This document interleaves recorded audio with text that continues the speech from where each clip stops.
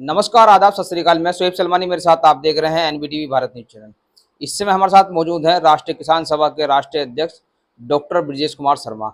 बिहार के निवासी हैं। कोटा में एक 3 दिवसीय सम्मेलन में सम्मिलित होने के लिए आए थे। गाजियाबाद में हमारे साथ मौजूद हैं। 27 सूत्रीय मांगों का इन्होंने एक ज्ञापन एक समूह के माध्यम से सौंपा है। किस समूह के माध्यम से सौंपा है, क्या चर्चा अधिवेशन में हुई थी और क्या चर्चा सम्मेलन में रही है, किन मुद्दों को लेकर जो है चर्चा सम्मेलन में हुई थी, वही जानेंगे सब कुछ इनसे। जी बहुत बहुत धन्यवाद एनबीटीवी भारत न्यूज चैनल में आपका। ये ग्राम गणराज्य जो है, ग्राम स्वराज्य महात्मा गांधी की दृष्टि से उसके लिए वह सम्मेलन 3 दिनों का आयोजित था। मगर ये बहस में पाया गया कि जो वर्तमान पंचायती राज का कानून इस समय पूरे देश में चल रहा है, वो कानून सरकारी पंचायत सरकारी एजेंसी के रूप में काम कर रही है। गांधी ने जिस ग्राम स्वराज्य की, ग्राम गणराज्य की परिकल्पना की, उसके अनुसार ये नहीं है। उसके अनुसार करने के लिए इसको व्यापक संविधान संशोधन की ज़रूरत है। तो हम लोगों ने जो मांग पत्र सौंपा है वो कई किसान संगठन राष्ट्रीय किसान समन्वय समूह के बैनर तले वहाँ इकट्ठा हुए हैं। 3 दिनों के सम्मेलन में एक दिन पूरा ग्राम स्वराज्य क्या है और कैसे लागू होना चाहिए उस पर बहस हुई, और बाकी एक दिन अन्य विषयों जो किसान से जुड़े हैं मामले हैं उस पर बहस हुई। उसमें 27 सूत्रीय ज्ञापन भी सौंपा गया है। इसको क ख ग भागों में बांटा गया है। क में ग्राम स्वराज्य के लिए संविधान संशोधन की ज़रूरत है। इसके लिए सरकार से शीघ्र माने बातचीत कर इसको कराने की बातचीत हुई है। एक वो है।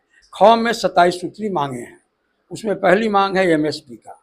सरकार जो एमएसपी की कह रही है उसमें किसान का अपना श्रम, किसान के ज़मीन का मूल्य, किसान के परिवार के लोग जो मजदूर के लिए बनाते हैं भोजन सामग्री, चाय वगैरह, नाश्ता, वो शामिल नहीं है। इसलिए उनको भी उसमें शामिल किया जाए। और कभी स्वामीनाथन आयोग की रिपोर्ट पुरानी हो गई, 2006 में वो रिपोर्ट पेश हुई, मगर उसको अभी तक सरकार ने उसको स्वीकारा नहीं। स्वामीनाथन ने भी कहा था कि जो भी हमारा उपज है, अन्न का पैदावार है, फल है, सब्जी है, 23 वस्तुओं की एक सूची बनाई थी उन्होंने। उस पर एमएसपी सभी चीज़ों पर मिलनी चाहिए। वो एमएसपी अभी मिल नहीं रही है। एमएसपी जो दिया भी है किसान को, ये क्या नाम है, धान और गेहूं पर, वो सरकार अपने हिसाब से दिया है, जिसमें हमारे मांगों की पूर्ति नहीं हो रही है। इसलिए हम अपने आधार पर चाहते हैं कि किसान के जो को एमएसपी जो मिलना है वो किसान उसको तय करके जो आपको देता है उसके आधार पर उसको मिलनी चाहिए। यानी जो लागत है उसका कम से कम 1.5 गुना या 2 गुना मिलनी चाहिए उसको उत्पादन में। और ये भी उसके साथ साथ हम जोड़ते हैं, दूसरे मांग हमारी है उसमें कि किसान को समय समय पर जो आप उनके गांव की खेती का अधिग्रहण कर रहे हैं उस अधिग्रहण पर रोक लगाया जाना चाहिए। अब आप उसको अधिग्रहण मत करिए। ये 80-20 के आधार पर जो कर रहे हैं वो नहीं करिए। बहुत विशेष ज़रूरत है तो उस समय किसान स्वयं यदि अपने को तैयार करते हैं कि नहीं हम ज़मीन देने को तैयार हैं, तो आप अधिग्रहण करने के लिए स्वतंत्र हैं। मगर किसान की जो गाँव की खेती है उसका अधिग्रहण नहीं किया जाना चाहिए। ये वो 27 सूत्री मांगों में शामिल है। और भी मांगें शामिल है उसमें, जैसे एमएसपी के अलावा आपने कृषि यंत्र पर, खाद पर, बीज पर, अन्य दूसरी सामग्री जो किसानी के लिए उपयोगी हैं उस पर जीएसटी का टैक्स लगा दिया है, जिसके कारण उसका दाम बढ़ गया है। हम कहते हैं कि जीएसटी का टैक्स पूरी तरह हटा दिया जाना चाहिए। किसान से उत्पादित वस्तुओं, किसान के द्वारा जो यंत्र मिलता है उस पर, जो भी निर्माण का हैं उनके यंत्रों के उस पर, इन सब चीज़ों पर, बीज पर, खाद पर, इस पर जीएसटी हटा दिया जाना चाहिए। अच्छा, देखिए 27 मांगों का एक सूत्र ज्ञापन आपने सौंपा है। कितनी मांगे आप चाहते हैं कि इनमें से अगर मानी गई तो हम जो है उस ज्ञापन को सम्मिलित मांगे? सभी मांगे ऐसी हैं जो किसान के हित के लिए पूरी करने के योग्य हैं। ये तो आप देखिए, आप देख रहे हैं, सरकार भी अपने तरीके से देखेगी। 27 की 27 मांगे किसी भी सरकार ने आज तक किसी की नहीं मानी है। किसी ने 10 मांगे दी हैं तो उसकी 7 मानी गई हैं, तो वो उसमें समझौता कर लेते किसान। आप कितनी मांगों पर समझौता कर पाएंगे? देखिए, उसमें ये जो महत्वपूर्ण 2-3 बात अभी हम आपको कही हैं, ये प्रथम तौर पर इसमें कोई समझौता सरकार से संभव नहीं है, इनको उन्हें पूरा करना ही पड़ेगा। और कई चीज़ हैं जो जैसे कि आयात निर्यात का मामला है, वो किसान संगठनों से आप वार्ता करिए, किसानों से वार्ता करिए। मूल्य तय करने में जो कारखाना का मूल्य है, कारखानिया माल जो है, जिसको डॉक्टर लोहिया कारखानिया कहते थे, किसनिया कहते थे, इसमें कोई एकरूपता नहीं है और इसमें एकरूपता होनी चाहिए। यानी हमारा भी दाम यदि 1 रुपया लागत है 1.5 गुना तय होता है, तो किसान इंडस्ट्री में भी जो चीज़ पैदा की जाती है, उत्पादन किया जाता है, उसका भी यदि 1 रुपया लागत है तो उसका 4 रुपया नहीं होना चाहिए, उसको भी 1.5 रुपया में ही बिकनी चाहिए। इसलिए हम कहते हैं किसनिया माल और कारखानिया माल में मूल्यों में एकरूपता होनी चाहिए। और मूल्य को तय करने में किसान संगठनों का, किसान प्रतिनिधियों का, किसानों का की भागीदारी होना जरूरी है। जो आप अपने से जो तय कर लेते हैं, वो अपने से तय न करके इनको समय समय पर आप बुलाकर उनके समस्याओं पर विचार कर आपको मूल्य भी तय करने में उनकी राय लेना जरूरी है। इसको प्राथमिकता के तौर पर हम लोग मानते हैं। दूसरी बात ये है कि आयात निर्यात का जो प्रश्न है, उसमें पूरी तरह हम प्रतिबंध लगाने की बात नहीं करते हैं। जिन जिन चीज़ों की ज़रूरत है आप आयात करिए। जो हमारे यहाँ उत्पादन होता है उसको आने की ज़रूरत नहीं है बाहर से। जैसे गेहूँ, जैसे चीनी, ये बाहर से ब्राज़ील वगैरह से अभी भी आ रहा है, जबकि हमारे यहाँ उत्पादन सरप्लस है, अधिक है। उसके बावजूद भी आप बाहर से मंगा रहे हैं, इसलिए हमारे उस उत्पादित वस्तुओं के निर्यात में हमको कठिनाई हो रही है। इस नीति को आपको बदलना पड़ेगा। ये किस संगठन, ये मांगे जो रखी गई है, किस संगठन के माध्यम से ये मांगे रखी, 27 मांगे रखी है? सभी संगठनों ने मिलकर, उसमें राष्ट्रीय किसान सभा भी शामिल है, राष्ट्रीय किसान समन्वय समूह बनाया है, उसके बैनर तले ही उनको पेश किया जाएगा। इसमें आपकी क्या जिम्मेदारी रहेगी, क्या भूमिका रहेगी आपकी? हमारे वो दशरथ कुमार जी बुजुर्ग आदमी हैं, वो गांधी और जयप्रकाश के विचारों से जुड़े हुए हैं।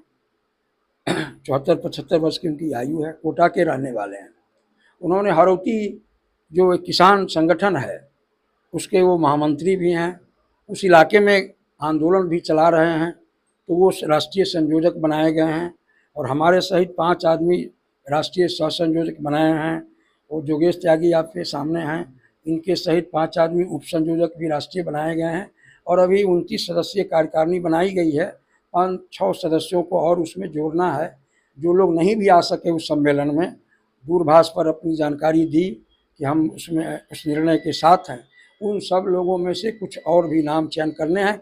1 माह के अंदर में हम दिल्ली में बैठेंगे, राष्ट्रीय कार्य समिति की उसकी बैठक होगी और ये जो मांग पत्र तैयार हुआ है, जो ज्ञापन तैयार हुआ है, उसको अंतिम रूप देकर उसमें 1-2 और मांग शामिल हैं। जैसे बिहार के सीतामढ़ी डिस्ट्रिक्ट में रीगा चीनी मिल था, वो उस राज्य का सबसे बढ़िया चीनी मिल था। गन्ना के किसानों का पेमेंट ठीक से होता था, लेकिन पिछले कई सालों से रुक गया था पेमेंट करना। 4 साल पहले उसको मिल मालिक ने बंद कर दिया, वो प्राइवेट मिल थी। तो हम सरकार के सामने हम लोगों ने आंदोलन चलाया कि आप इसको शीघ्र चालू कराइए। तो बिहार सरकार ने अभी जो एक निर्णय किया है कैबिनेट से, ये 51 करोड़ 20 लाख कुछ हजार जो किसान का पेमेंट बाकी है गन्ना आपूर्ति का, उसको हम पेमेंट खुद कर देंगे, मगर शर्त हमारी है कि वो मिल चालू हो जाए तब। और केसीसी का ठगौती करके किसानों का मालिक ने ले लिया, पैसा उसने लिया, दस्तखत किसानों से करवाया। हम लोगों ने भी उसको रोका था, उस समय सुल्तानपुर उत्तर प्रदेश का, वहाँ ये घटना घट चुकी थी।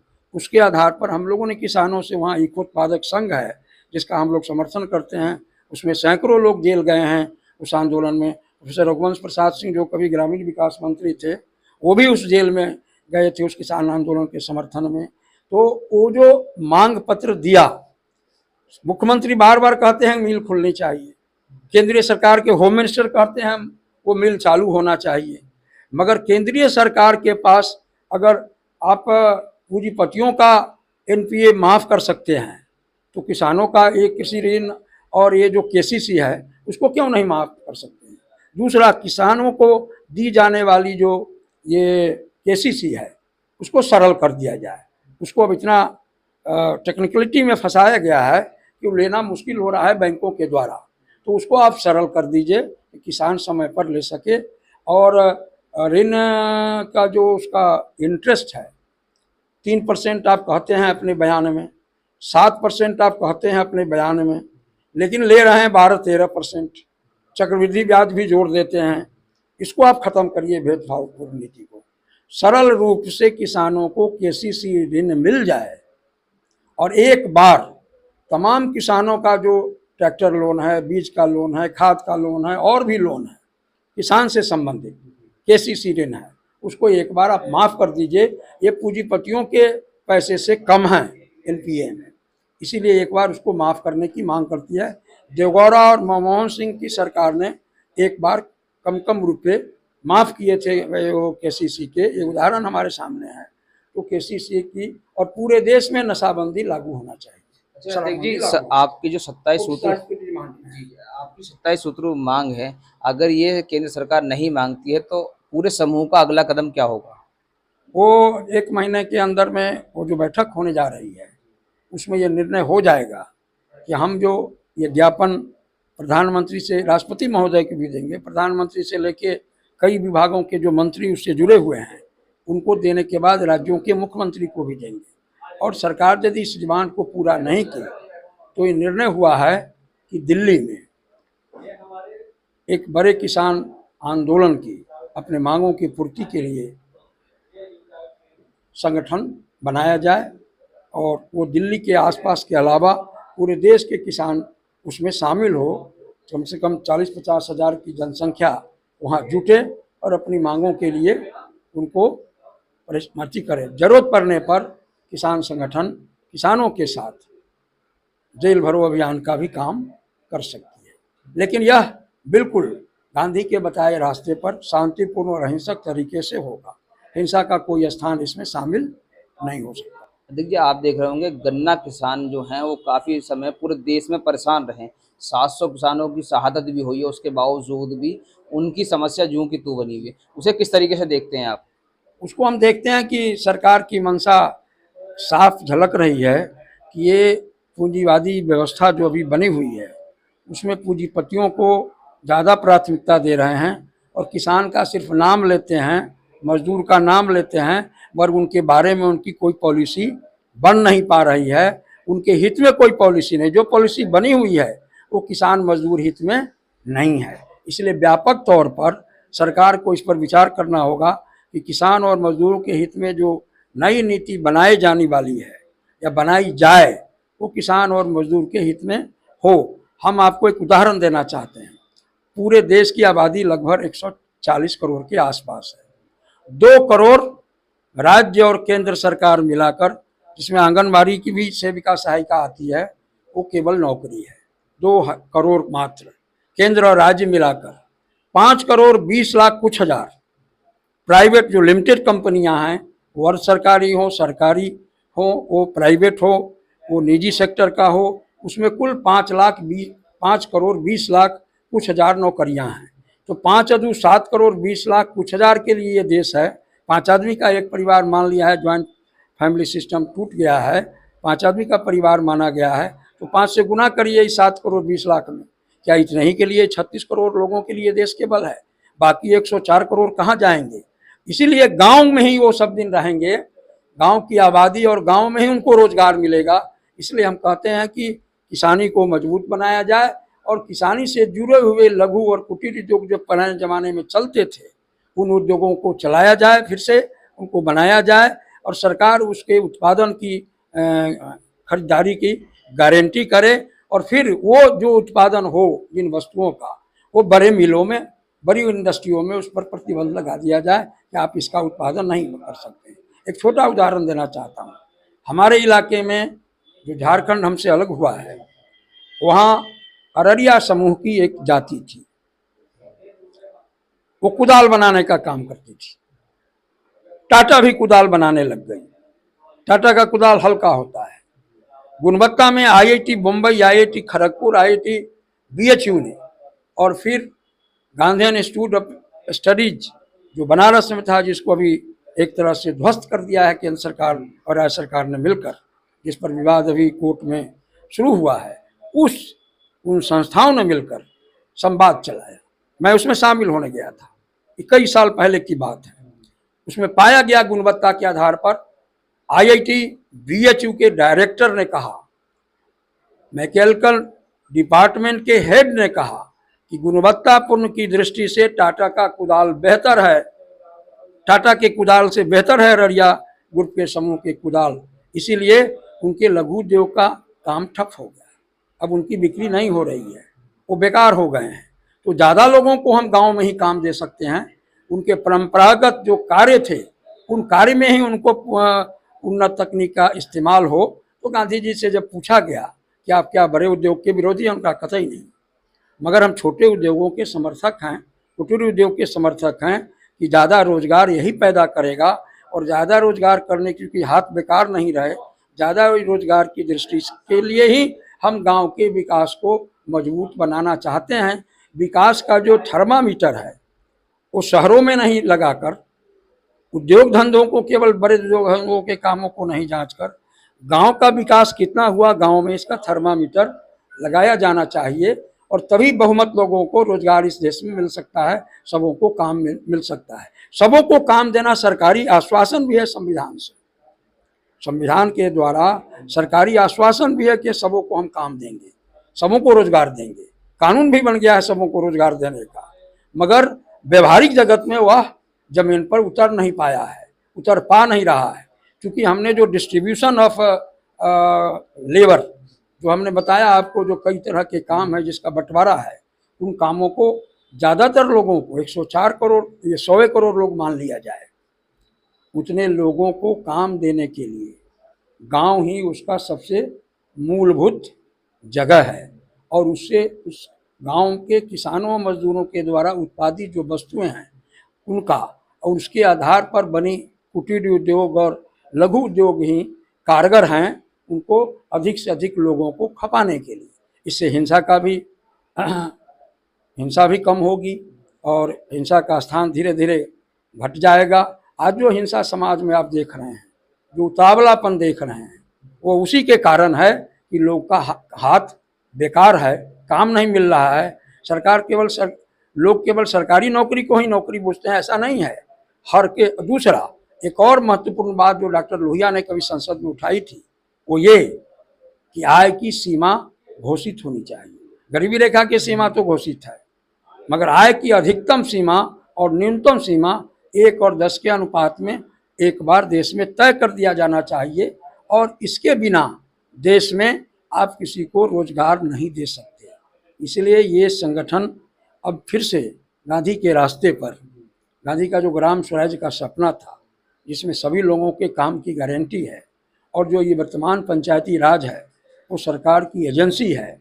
हम इस पंचायती राज को स्वीकार सिद्धांत रूप में नहीं कर रहे हैं, व्यवहार में केवल उसमें भाग ले रहे हैं, सिद्धांत रूप में स्वीकार नहीं कर रहे हैं। गांधी ने जिस ग्राम गणराज्य और ग्राम स्वराज की चर्चा की वो पंच परमेश्वर वाली थी। वो 500 व्यक्तियों की आबादी पर एक गांव, एक संपूर्ण ग्राम पंचायत मानते थे। अभी 10,000 पर पंचायतें हैं, वो ग्राम सभा नहीं बैठ पा रही है। ग्राम सभा को नियमित बैठाने के लिए भी, चूंकि वो कभी भंग नहीं होने वाली ग्राम संसद है जिसमें 18 वर्ष से ऊपर के हर नागरिक उसके सदस्य हैं, उसको थोड़ा व्यवहारिक रूप बनाया जा सकता है। और 500 की आबादी पर यदि ग्राम सभा बनती है, पंचायत बनती है, तो हमको लगता है कि वहाँ ग्राम सभा में बहस हो सकती है, लोग भाग ले सकते हैं और कम समयों में उनको बैठक करके उनकी विचारों को निपटाया जा सकता है। दूसरी बात इसमें और महत्वपूर्ण है, ग्राम सभा का अध्यक्ष इस समय कौन हो रहा है? कार्यपालिका का। पंचायती राज का जो कार्यपालिका है, कहीं प्रधान उसको कहते हैं, कहीं सरपंच भी कहते हैं, हमारे राज्य में उसको मुखिया कहते हैं, क्योंकि सरपंच ग्राम कचहरी का प्रधान होता है, वो ही उसका भी अध्यक्ष है ग्राम सभा का। इसलिए नया अध्यक्ष जनता अपना चुने, जो ग्राम सभा के जो कार्य परिषद में नहीं हो, जो कार्यपालिका में नहीं हो, पंचायती राज के कार्यपालिका में उसका सदस्य नहीं हो, वो ग्राम सभा के अध्यक्ष अगर बनाए जाते हैं तो मुझको लगता है कि तब जैसे केंद्र में संसद में बहस होती है, आते हैं ना प्रधानमंत्री जवाब देने, पूरी कैबिनेट जवाब देती है ना, रिस्पॉन्सिबल होती है ना देश के प्रति। मुख्यमंत्री जब पहुंचते हैं तो वहाँ जो स्पीकर होते हैं विधानसभा के, उसके सामने अपनी जवाब देते हैं ना, उसी तरह गांव की भी जो ग्राम सभा है, इसके अध्यक्ष का निर्वाचन सीधे तरीके से हो जाए। गांधी तो सर्वानुमति कहते थे, सर्वसम्मति नहीं तो कम से कम सर्वानुमति, और सर्वानुमति भी अगर नहीं है तो कम से कम 2/3 सदस्य यदि जिसको चुनते हैं अध्यक्ष, वो होना चाहिए। ये बात से समाज में जो अभी हिंसा का वातावरण है वो घटेगा। अभी धन संपत्ति के लिए आप रोज देख रहे हैं, भाई ने भाई को मार दिया, भाई ने पिता की हत्या कर दी जमीन के लिए।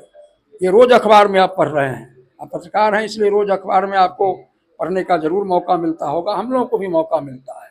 तो यदि गांव को गांधी जी ने जो स्वप्न देखा था, जो एक उनका पत्र है 5 अक्टूबर 1945 का, जिसको उन्होंने नेहरू को लिखा था जब भारत आज़ाद होने को था, उनको लगने लगा था कि देश अब आज़ाद होने को है, तो देश का पुनर्निर्माण उन्होंने कहा था। पुनर्निर्माण शब्द उन्होंने नवनिर्माण कभी नहीं कहा।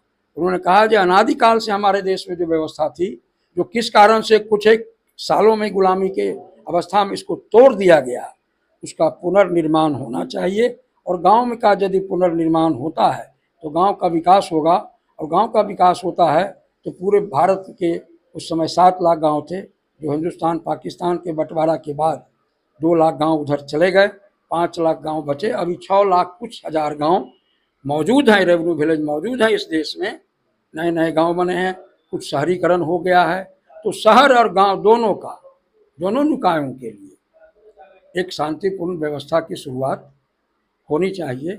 और इसको गांधी ने सर्वसम्मत बातचीत कही थी। तो गांधी ने कभी वैशाली का वो संसद नहीं देखा, लेकिन वैशाली का संसद जिस इलाके से हम आते हैं वो संपूर्ण स्वराज्य था, वो सहभागी लोकतंत्र था, वो प्रत्यक्ष लोकतंत्र और रिप्रेजेंटेटिव डेमोक्रेसी नहीं था, सहभागी लोकतंत्र था, जिसके पार्लियामेंट में 7,777 सदस्य थे और जो सर्वसम्मत निर्णय लेने का काम करते थे।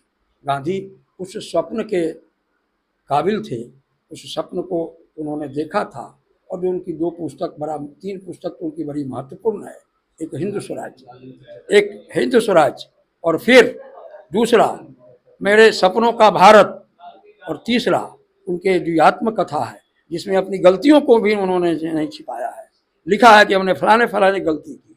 तो इन तीनों किताब जो छोटी छोटी हैं, मुझे लगता है कि गांव के पुनर्निर्माण के लिए, गांव के विकास के लिए सरकारी आईना भी बनेगा। इसलिए मैंने इन तीनों किताबों की चर्चा की। बहुत बहुत धन्यवाद।